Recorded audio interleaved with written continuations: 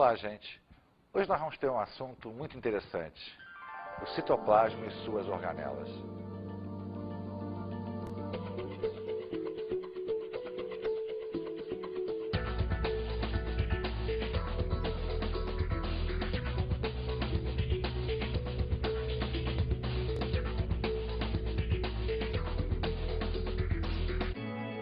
O que vem a ser o citoplasma e suas organelas?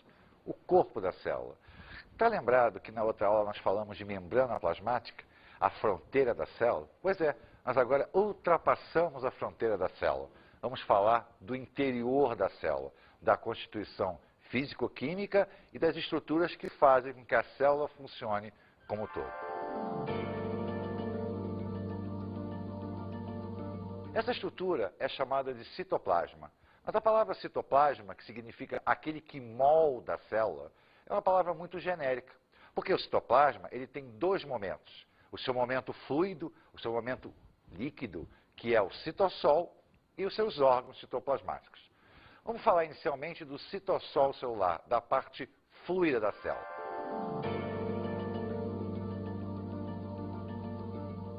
Que é composta por água, sais minerais, proteínas, carboidratos, lipídios, ou seja, uma gama de substâncias que são transportadas do meio externo para o meio interno, através daquele transporte passivo, ativo, o que caracteriza a grande estrutura celular.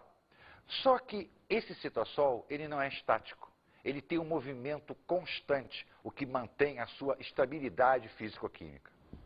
Esse movimento se chama ciclose.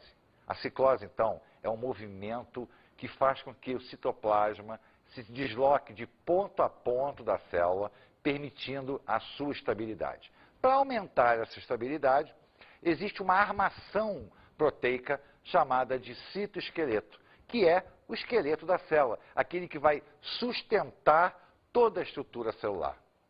Só que a célula é capaz de movimentar esse citoesqueleto, ela é capaz de alterar a ciclose. E com isso, as células são capazes de modificar a sua forma, o que permite, por exemplo, que determinadas células de defesa do nosso corpo, os leucócitos, tenham a capacidade de se modificar morfologicamente, quer dizer, a sua forma, e sair dos vasos sanguíneos para os tecidos, a fim de dar combate a infecções. Então, o citossol, que é essa grande parte líquida da célula, vai conter no seu interior as organelas citoplasmáticas, os órgãos da célula, que é o que nós vamos começar a falar de um a um.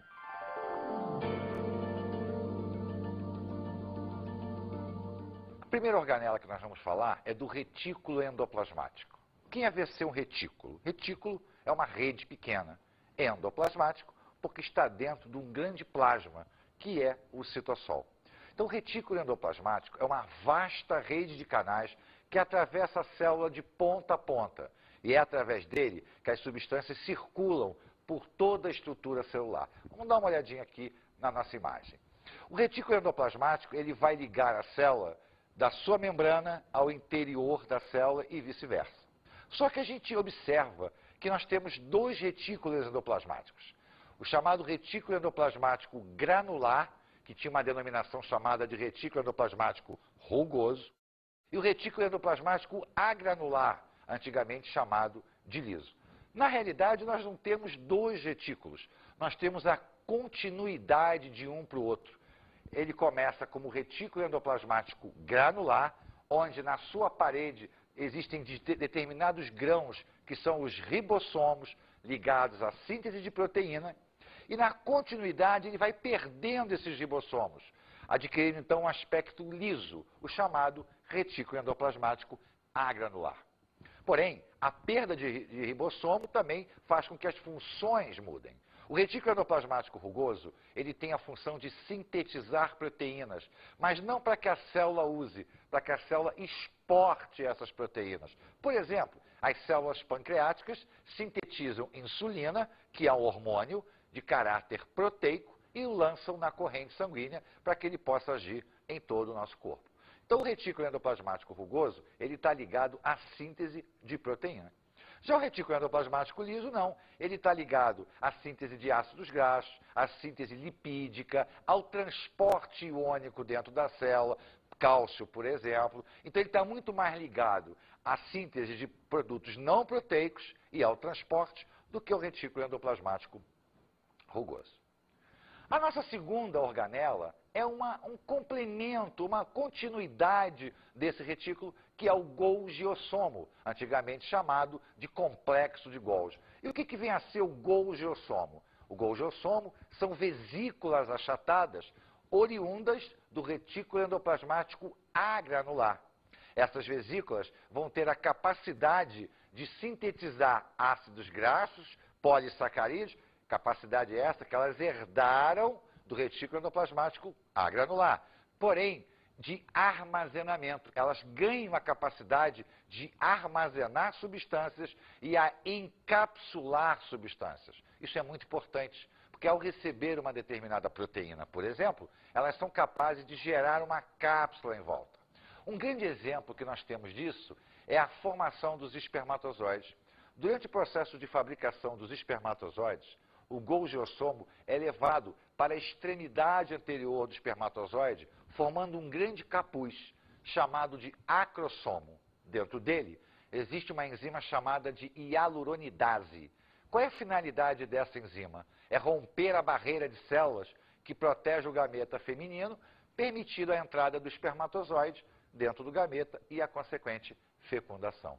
Então, o Golgiossomo traz com ele a capacidade de englobar proteína e outras substâncias.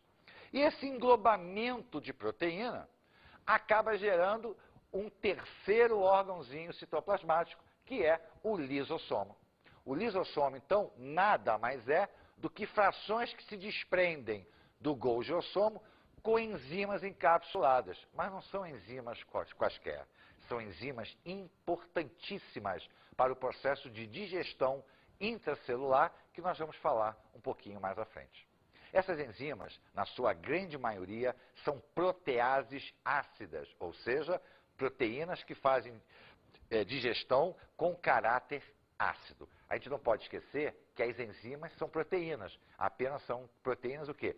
Catalisadoras. Então, nós vimos uma sequência lógica. Eu tinha uma grande rede de membranas, que era o retículo endoplasmático, que originou uma grande rede de vesículas, que era o Golgiossomo, que se desprendeu, formando estruturas encapsuladas, denominadas de lisossomos.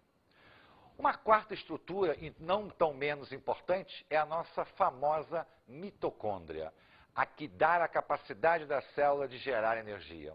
A mitocôndria é a estrutura celular responsável pelo mecanismo de respiração celular, que é, nada mais nada menos, produção de energia. A respiração celular é um assunto tão importante que nós falaremos dele numa próxima aula.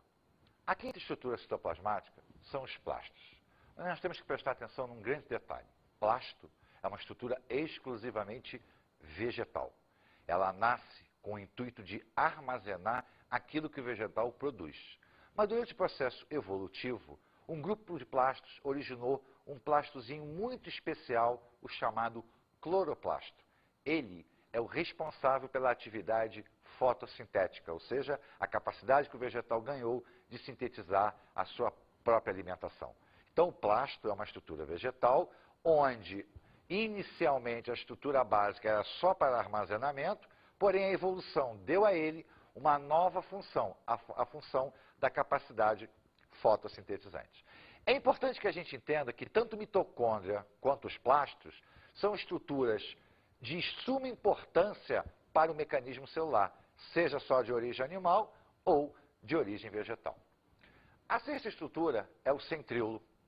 O centríolo, na realidade, é uma estrutura já de característica de célula animal. Ele não existe em célula vegetal e ele está responsável diretamente com o mecanismo de divisão celular. É ele que vai organizar aquele citoesqueleto que nós falamos no início do processo citoplasmático. Ele vai organizar de tal maneira que ele cria caminhos por dentro da célula. Caminhos esses que serão migrados pelos cromossomos durante a divisão celular. Então, repara que os órgãos citoplasmáticos, eles têm uma grande importância e uma continuidade funcional. não são nada estanques. Um acaba dependendo do outro para que toda a célula possa funcionar como um grande conjunto.